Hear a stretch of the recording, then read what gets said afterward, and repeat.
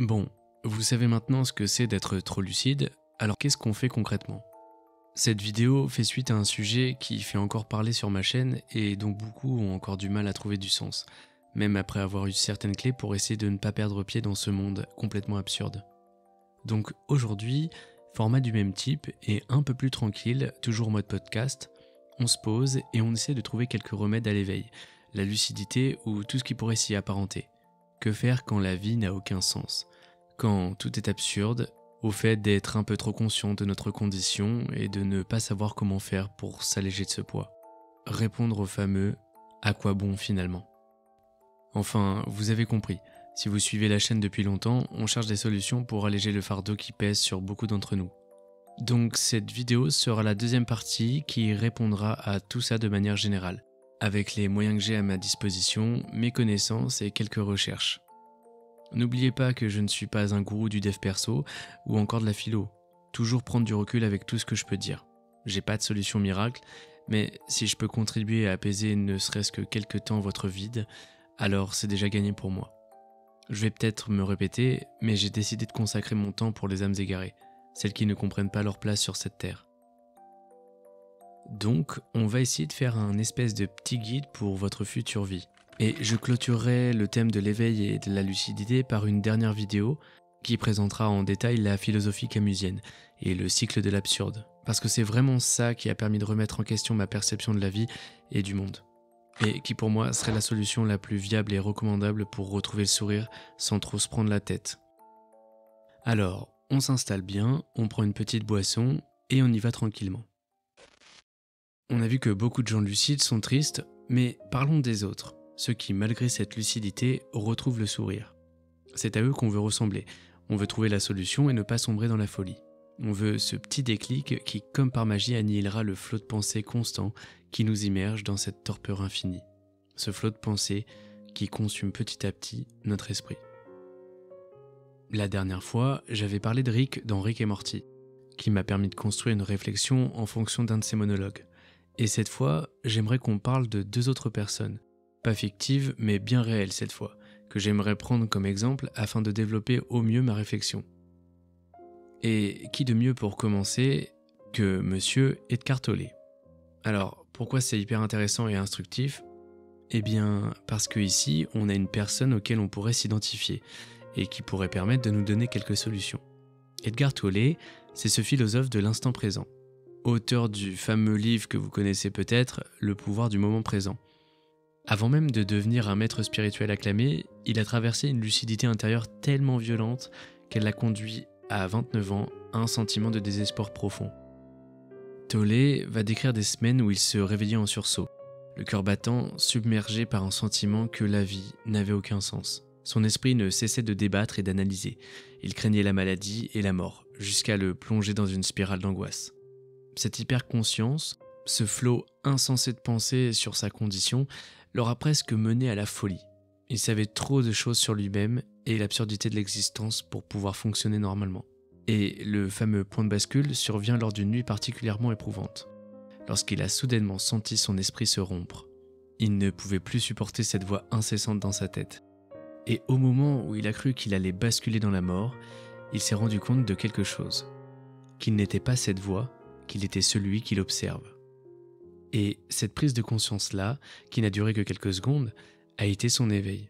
Plutôt que de s'identifier à ses pensées anxieuses, il s'est reconnu comme conscience pure, observateur de ses propres tourments. Du coup, la boucle mentale s'est brisée, la panique a cessé et elle a été remplacée par un silence intérieur. Et c'est ce qu'il appelle l'éveil de la présence. Il a compris que l'ego et le mental ne sont pas la totalité de son être. Pour lui, il fallait abandonner la quête d'un moi limité. Cesser de se battre contre ses pensées et simplement les laisser être, pour accéder à la paix intérieure, comme si on sortait de l'obscurité pour enfin voir la lumière. Après ce déclic, Tolle n'est pas rentré dans un monastère ni n'a fondé une secte, il a vécu. Il a parcouru l'Europe et l'Amérique, partageant son expérience de l'instant présent et petit à petit a retrouvé la joie des petites choses. Sentir le vent, écouter le chant d'un oiseau, marcher en pleine conscience. Il pouvait enfin arrêter de ruminer. La voix intérieure ne l'enfermait plus, il pouvait l'observer sans y adhérer et même en rire parfois.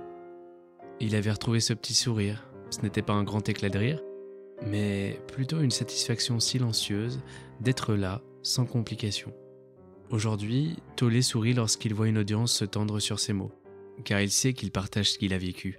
L'angoisse extrême a fait place à une présence joyeuse, non pas naïve, mais consciente, capable d'embrasser la vie telle qu'elle est, avec ses hauts et ses bas.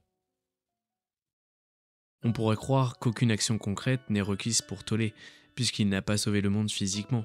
Mais le déclic intérieur qu'il a pu avoir, le fait de se reconnaître comme observateur de ses propres pensées plutôt que comme leur prisonnier, c'est un acte mental décisif.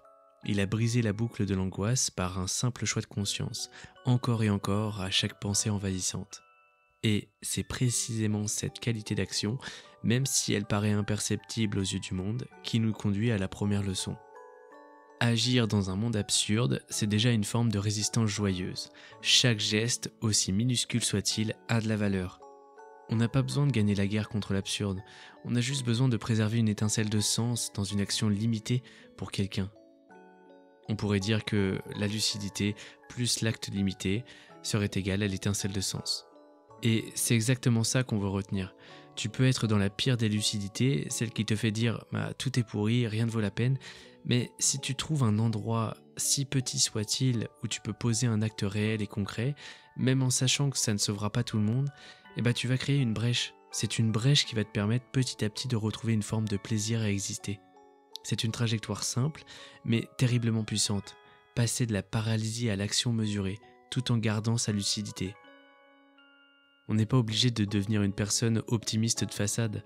Non, on peut juste rester lucide et se dire que tout meurt, et pourtant décider de protéger, de soutenir et de faire un geste. Parce que ce petit geste, même s'il est dérisoire à l'échelle du monde, il créera pour toi une raison d'exister, tout simplement.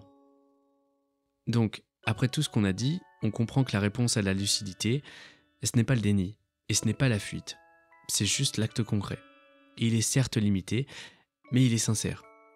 Et c'est cette idée qu'on va essayer de garder dans un coin de notre tête, aussi chargée soit-elle.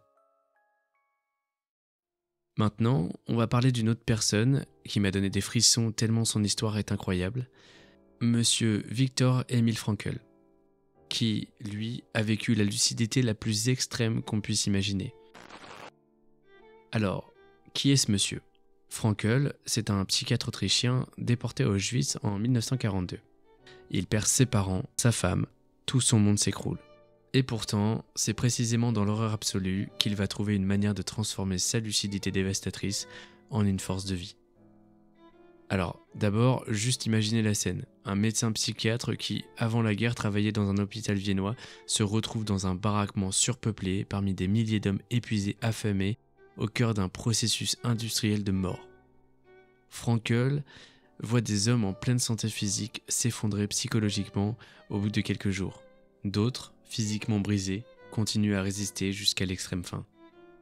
Cette lucidité extrême, pour lui, c'est de comprendre sans détour l'absurdité de la situation. Des hommes valides meurent de malnutrition et des criminels fanatiques survivent grâce à leur cruauté. Il se demande constamment « Pourquoi je suis encore en vie ? Quel sens donner maintenant à tout ça ?» Beaucoup se laissent submerger, renoncent à chercher une réponse et finissent par capituler. La plupart des détenus n'ont plus la force mentale de se poser la question « À quoi bon se battre ?» Dans cet état, la lucidité ne te rend pas plus fort. Au contraire, elle t'arrache à toute illusion. Si tu es capable de voir la situation sous son aspect le plus cru, tu risques de sombrer plus vite qu'un homme qui se ment à lui-même. Frankl, dès le départ, il comprend ça. Il voit la cruauté du régime et l'absurdité d'un monde qui les a tous condamnés à la mort. Cette prise de conscience aurait pu l'anéantir. Et, dans un sens, elle l'anéantira pendant des mois. Mais il tient bon. Alors, comment on fait pour résister quand on sait que tout est foutu ? Frankl va découvrir que, dans les camps, ceux qui survivent le plus longtemps ne sont pas les plus forts physiquement, mais ceux qui gardent une idée, un projet, un but même infime. En pratique, ça donne quoi ? Imaginons un détenu qui se dit « Demain, je mangerai un morceau de pain que j'ai retrouvé sous un lit ». Ça peut sembler dérisoire, mais c'est le fait d'anticiper un futur simple qu'il fait tenir un jour de plus. Pour Frankl, le projet le plus concret était l'idée qu'il devait sortir de là pour écrire un traité sur ce qu'il était en train de vivre. Et il appellera ça la logothérapie. En plein camp, quand il voyait un camarade abandonné parce qu'il n'avait plus rien à espérer, il se rappelait « Si j'abandonne maintenant, je n'écrirai jamais ce livre sur la recherche de sens ». Et cette pensée, même si elle est minuscule, lui donnait la force de traverser la journée suivante, de porter ce fardeau mental qui l'empêchait de céder à la fatalité. Ensuite, Frankl ne va pas garder cette découverte pour lui. Dans les baraquements, il échange avec d'autres détenus. Il improvise des mini-entretiens. Il va demander aux gens ce qui donne un sens à leur souffrance. Les gens lui répondront qu'ils veulent revoir leurs femmes, veulent être libérés pour aider leurs enfants, ou juste survivre pour raconter ce qui se passe ici. Ça pouvait sembler dérisoire, mais à chaque fois, cette clarté sur un pourquoi donnait à chacun une raison de résister, même si la faim et la terreur étaient omniprésentes. Et la citation qu'on retient souvent de Frankl, c'est celle-ci. Entre le stimulus et la réponse, il y a un espace. Dans cet espace est notre pouvoir de choisir notre réponse. Dans notre réponse réside notre croissance et notre liberté. Et c'est exactement ça l'apogée de sa lucidité. Même dans la pire situation imaginable, quand on vient de voir un ami se faire exécuter pour un petit rien, on a encore cet espace, ce moment suspendu où l'on peut décider comment réagir. Il n'y a personne pour te dire quoi faire dans cet espace. Tu peux t'écrouler ou tu peux te raccrocher à une pensée, à un projet, ou même à un amour qui te reste. Et c'est dans ce choix que Frankl va puiser sa force. Il suffisait parfois, dans ce silence terrifiant du camp, d'une fraction de seconde pour se dire « Je ne fixerai pas cette baraque comme un cliché figé dans l'angoisse. Je vais plutôt fixer l'idée qu'il y a, hors de ces barbelés, un futur possible. » C'était se souvenir d'un avenir, reprendre sa vie, enseigner et enfin publier, qui lui permettait de survivre à l'horreur quotidienne. Et vous allez me demander, qu'est-ce qui s'est passé après sa libération ? Eh bien, malgré l'atrocité de ce qu'il a vécu, Frankl ne s'effondre pas. Il n'est pas tombé en dépression. Il a recomposé sa vie. Il va fonder la logothérapie. Il enseigne dans plusieurs universités et écrit son livre « Découvrir un sens à sa vie », qui jusqu'à aujourd'hui inspire des millions de lecteurs. Le sourire de Frankl n'est certes plus aussi naïf et festif qu'avant, mais il est honnête, parce qu'il ne renie rien de son passé. Il ne gomme pas ses souvenirs, même les plus sombres. Au contraire, il les assume comme la base de sa philosophie de vie. Un homme qui, après avoir vu des hommes mourir, après avoir enduré la faim et le froid, reprend le chemin de la maison avec une certitude, ma souffrance a un sens, parce qu'il a choisi d'en faire un témoignage de liberté. Il s'arrête dans la rue, parfois regarde le soleil et il sourit en pensant « Je suis ici, je suis vivant, je ne nierai pas ce que j'ai vécu, mais je peux maintenant transformer cette lucidité en un projet concret, aider d'autres personnes à trouver un sens dans leur propre vie. » Sa vie d'après montre qu'il n'avait pas besoin d'un grand but. Son pourquoi pouvait tenir dans quelque chose d'apparemment modeste. C'est cette vision d'un sens qui fait basculer une lucidité dévastatrice en une renaissance. Quand tu comprends au plus profond que tout peut être absurde, que les hommes les plus innocents meurent, que la vie peut se dégrader en un piège de souffrance insoutenable, tu peux choisir de te laisser piétiner ou tu peux choisir de te raccrocher à une pensée. Demain, je ferai ceci, ou je veux revoir cette personne. Et à partir de là, chaque pas devient malgré tout habité. Dans la lutte quotidienne de Frankl, ce n'était pas une tonne d'émotions, c'était un petit projet d'écriture. Frankl ne cherchait pas à ignorer l'absurdité, il la voyait en face et il la défiait. Il ne voulait pas gagner contre elle, mais pour lui résister, sans se perdre complètement. Maintenant, pose-toi un petit instant et demande-toi, si tu étais dans cette situation, quelle petite pensée ou quel petit projet te permettrait de continuer à vivre ? Il n'y a pas de désespoir total tant qu'il reste un pourquoi à chérir. Chez Frankl, c'est la lucidité née de la violence, de la peur de mourir qui a été canalisée en recherche d'un sens immédiat. Chez nous, souvent, c'est un surplus de confort qui nous laisse trop de temps pour ruminer l'absurde, sans urgence pour agir. La vie de nos arrière-grands-parents, ou même celle des gens vivant encore aujourd'hui dans des zones rurales, leur lendemain, chaque matin, était dicté par une urgence. Est-ce que j'aurai assez de nourriture ? Est-ce que j'aurai de l'eau potable ? Comment je vais pouvoir me chauffer cet hiver ? Dans ces conditions, l'essentiel de l'énergie mentale est mobilisé pour la survie. Tu n'avais pas le loisir de passer des heures à te demander si la vie avait un sens métaphysique, parce que tu étais occupé à labourer ton champ ou à récolter tes légumes avant qu'ils ne pourrissent sous le soleil. Or, chez nous, dans nos sociétés où le confort matériel est devenu la norme, on n'est plus dans cette urgence vitale.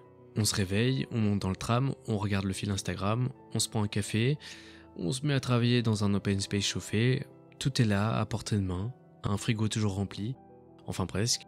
Autant dire que personne ne se lève en se demandant « Est-ce que je vais crever de faim à midi ?» Du coup, on hérite d'un temps mental considérable qu'on pourrait voir comme un espace de liberté. On peut réfléchir et philosopher. Mais ce même espace mental devient un piège, parce que sans l'urgence de la survie pour occuper l'esprit, on se met à tourner en boucle sur des questions existentielles. À quoi bon tout ça? Pourquoi continuer? Y a-t-il un sens? Je sais très bien qu'aujourd'hui, des millions de gens n'ont pas un confort matériel, qu'ils luttent encore pour se nourrir ou se loger. Je ne dis pas que la vie est facile pour tout le monde, loin de là. Simplement, dans nos sociétés post-industrielles, la plupart d'entre nous ne se posent plus ces questions de survie immédiate. Et c'est ce surplus de confort qui peut nous laisser errer mentalement dans l'absurde. Disons juste, je suis conscient que ça ne s'applique pas à tout le monde, mais bien plus à notre situation qu'à celle d'un paysan du XVIIIe siècle, ou d'une famille pauvre aujourd'hui. Ce bien-être matériel crée un vide mental. Comme il n'y a plus d'obstacles physiques majeurs à régler, l'esprit se retourne sur lui-même. Qu'est-ce que je fais là? Quel est le sens de ma vie? Et tout à coup, tu te retrouves avec le temps et l'énergie pour imaginer tous les pires scénarios. Tu deviens trop lucide, sans qu'il n'y ait rien pour tempérer cette lucidité. Pour être lucide, il faut donc un certain recul. Observer le monde dans sa complexité, saisir les paradoxes et déceler les faux semblants. Autrefois, la plupart des gens n'avaient pas le luxe de ce recul permanent. Aujourd'hui, notre mode de vie moderne nous offre en permanence ce recul, parce que la plupart de nos besoins primaires sont déjà satisfaits. Le problème, c'est que ce recul, lorsqu'il n'est pas mis au service d'un besoin concret, devient une légère folie. Au lieu de se contenter d'une insouciance rassurante, on s'interroge sans arrêt. Tout ceci n'a-t-il pas été vain? Pourquoi je dépense mon énergie à me lever si tout finira par disparaître? Autrement dit, on passe de la lucidité utile à une lucidité toxique, qui te colle à l'esprit comme du poison, parce qu'elle n'est jamais canalisée. Être lucide suppose d'avoir du temps pour regarder le monde. Mais ce temps en excès, s'il n'est pas orienté vers une action concrète, n'apporte pas la sagesse. Il enferme dans un questionnement infini sur la condition et l'absurde.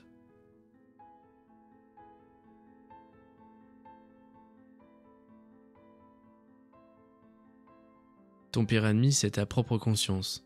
Tu vois en temps réel chaque manœuvre de manipulation, chaque mensonge du système. Et il n'y a personne pour te dire « Hé, va nourrir ta sœur » ou « Va couper du bois ». Non, tu as l'esprit libre, trop libre. A l'inverse, si on reprend l'exemple de Frankl, dans les camps, il ne bénéficiait d'aucun confort. La violence, le froid, la faim, tout ça l'accompagnait en permanence. Il n'avait pas le temps de trop philosopher sur l'absurde. Mais sa souffrance physique exacerbait sa lucidité psychologique. Il ne pouvait pas disperser son esprit dans des conjectures vagues sur le sens de la vie. Chaque instant, il se demandait « Est-ce que je suis encore en vie pour finir ce livre ?» Pour lui, l'absence de confort a décuplé ses réflexions, mais elle a aussi contraint à trouver immédiatement un pourquoi concret pour ne pas basculer dans la folie. Donc il y a bien deux visages à la lucidité extrême. La lucidité née du trop plein de confort et d'une liberté mentale sans filtre qui plonge dans le désespoir existentiel, et celle qui est née de l'absence totale de confort, où même la survie s'apparente à un miracle, qui force à trouver un sens immédiat pour ne pas succomber. On voit alors que cette lucidité toxique, qu'on présente souvent comme un problème purement individuel, eh bien, elle est en réalité ancrée dans nos conditions de vie. Elle est occidentale dans la mesure où le confort matériel nous ouvre un espace mental qu'aucune obligation vitale ne vient plus restreindre. Mais en même temps, c'est la même lucidité qui, dans l'extrême contraire, se décline dans la survie absolue, comme chez Frankl. Autrement dit, la lucidité extrême peut naître de deux origines opposées, selon le contexte. Confort matériel plus absence d'urgence amène une lucidité toxique sans filtre, et extrême privation plus urgence vitale amène à une lucidité qui peut conduire soit à l'effondrement, soit à la quête immédiate de sens. Alors, attention à ne pas comparer l'exemple de la survie d'un paysan d'une époque lointaine à celle de Frankl, parce que même dans un camp de concentration, il n'est pas immédiatement absorbé par des gestes mécaniques de survie. Il passe une grande partie de son temps en baraquement sans travail physique obligatoire, à écouter, à réfléchir et à voir les atrocités se dérouler autour de lui. Cet espace vide, entre la brutalité quotidienne et le moment où il repense à son manuscrit, lui laisse la liberté de creuser mentalement la question du sens. Là où le paysan est submergé par des tâches vitales, Frankel, malgré la faim et la souffrance, a un moment propice pour se poser la question. Tout ça nous amène à comprendre qu'il ne suffit pas d'aller chercher des exercices de pleine conscience pour résoudre le problème. Il faut réintroduire dans nos vies tranquilles une forme d'urgence choisie, un projet, ou un engagement, une responsabilité, un pourquoi qui mobilise notre énergie mentale. Et sans ça, on reste dans cette lucidité sans filtre qui tourne en rond. L'idée clé, c'est qu'on ne tente pas d'éradiquer l'absurde, car on ne peut pas déjà, mais on apprend à l'accueillir en lui opposant un acte ou la création d'un sens partiel. Petit, mais suffisant pour illuminer sa journée. Ce geste, c'est notre réponse. C'est un point fixe vers lequel on oriente notre énergie mentale et corporelle. Maintenant, on va voir pourquoi, malgré cette lucidité, on peut finir par retrouver le sourire. Contrairement à l'idée reçue, lucidité et joie ne s'excluent pas mutuellement. Je dirais même que c'est précisément l'acceptation de cette dualité qui permet de passer à autre chose. Beaucoup pensent que si tu es lucide, tu es condamné au malheur. Or, dans les deux exemples que je vous ai donnés avant, on voit qu'on peut être pleinement conscient de la cruauté du monde et en même temps goûter des moments de joie. La lucidité devant l'horreur n'empêche pas de se souvenir de l'émerveillement devant un lever de soleil. Donc déjà, première chose, on peut être lucide et être capable de ressentir la joie. C'est un état d'esprit où on comprend qu'un sourire peut surgir même dans un monde qu'on sait imparfait. Ensuite, la lucidité, c'est la prise de conscience d'un vide ou d'un problème. À partir de là, deux possibilités. On se replie sur soi, on regarde la télévision jusqu'à en perdre la raison, on rumine et on sombre peu à peu. On devient un personnage qui se plonge dans l'absurde sans riposter. Deuxième possibilité, on répond en fabriquant un sens, un projet. Peut-être pas révolutionnaire, mais au moins concret.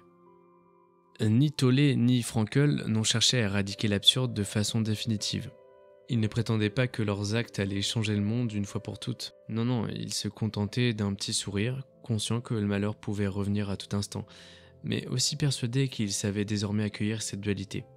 Je suis lucide, j'ai vu la cruauté, mais je choisis un bref instant de joie, un bref instant de sens. Cette joie précaire, imparfaite, elle devient un refuge face à l'absurde. On sait pourquoi on rit, même si la menace plane toujours. Et à partir de là, même si le monde reste irrationnel et menacé, on a ce petit sourire qui nous maintient en vie. Bon, maintenant on arrive au moment où je vous propose deux pistes d'introspection, sans qu'il soit question de vous mettre face à une feuille blanche ou de vous donner des exercices précis à faire en direct. L'idée, c'est simplement de vous poser deux grandes interrogations pour que vous puissiez, à votre rythme, laisser ces questions remonter de votre propre ressenti. La première interrogation, c'est « Quel est mon pourquoi ?» même s'il est ridicule. Lorsque je me dis « À quoi bon ?» ai-je déjà éprouvé en bricolant un projet ou en pensant à quelqu'un une pulsion qui me fasse lever le matin ? Dans ma vie actuelle, qu'est-ce qui continuerait à me donner envie de vivre même si tout finissait demain ? L'idée, c'est de vous demander intérieurement si vous avez déjà ressenti ce petit frisson qui vous pousse à continuer. Peut-être un petit projet en cours, peut-être juste le souvenir d'un moment lumineux. On ne cherche pas une vision grandiose, on vise à un point fixe, qui, au moment où vous vous demandez à quoi bon, fait surgir ne serait-ce que quelques secondes cet élan qui dit « quand même, je veux continuer ». Allez dans un endroit calme et posez-vous ces deux questions. Ne cherchez pas à forcer un concept, ni à vous juger si vous ne trouvez rien immédiatement. Observez calmement. Acceptez que ce pourquoi n'est rien d'ambitieux. Il peut tenir en une simple phrase, ou même en un mot.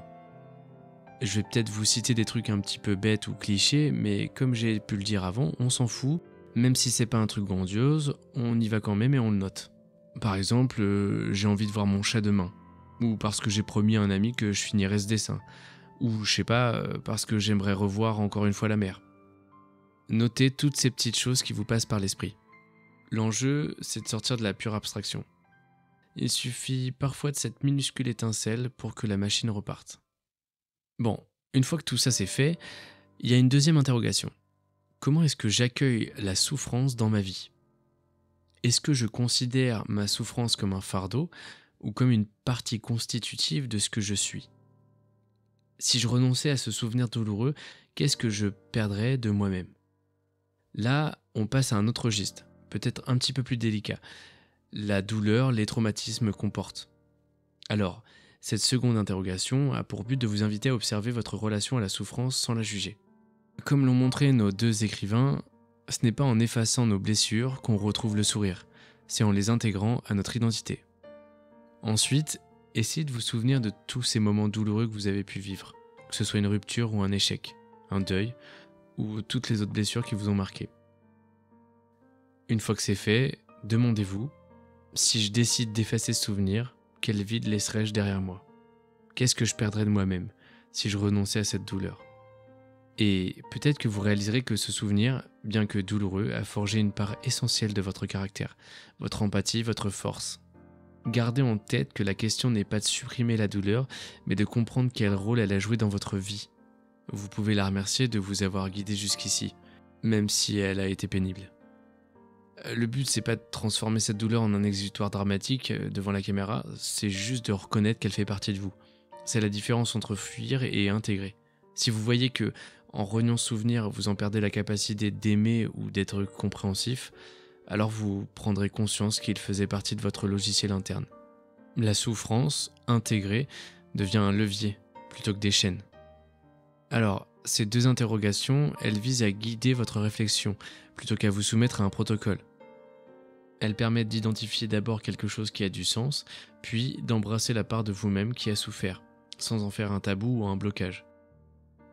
Une fois ces deux dimensions à l'œuvre dans votre esprit, vous commencez à suivre le même chemin que Tollé et Frankl, mais à votre échelle. Donc retenez bien ceci, ce n'est pas parce que vous voyez l'absurde partout que vous devez renoncer à vivre.